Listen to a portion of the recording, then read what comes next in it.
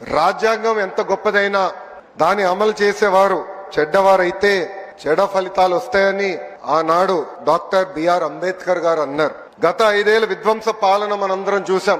10 లక్షల కోట్ల అప్పు చేశారు. ఆంధ్రప్రదేశ్ ని అప్పుల ప్రదేశ్ గా మార్చేశారు.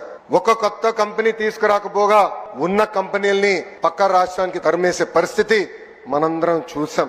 దేశంలో ఎక్కడైనా పెట్టుబడులు పెడతాం గాని ఒక్క ఆంధ్ర రాష్ట్రంలో మటుకు మేము పెట్టుబడులు పెట్టమని ఆనాడు లూలు సంస్థ ఏకంగా బహిరంగంగా చెప్తాం జరిగింది.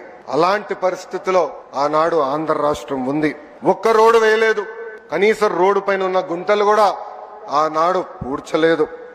ఒక్క సాగునీటి ప్రాజెక్ట్ పూర్తి చేయలేదు.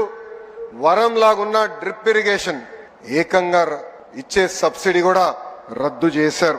ఇంకా వెలుగొండ ప్రాజెక్ట్ పూర్తి కాకుండా ముందల్నే జాతికి అంకితం చేసే సందర్భాలు మనం చూసాం. కప్పుడు నీళ్లు పోసి కుప్పంకు నీరు తీసుకొచ్చామని ఆనాటి పాలకులు అన్నారు. కడప స్టీల్ ప్లాంట్ కి 2 సార్లు శంకుస్థాపన చేశారు. అక్కడ కనీసం ఒక్క ఇటుక కూడా పడలేదు.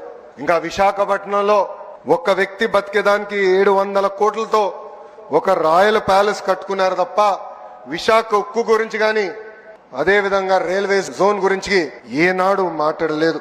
5 ఏళ్లు అరాచక పాలన ప్రజలు చూశారు.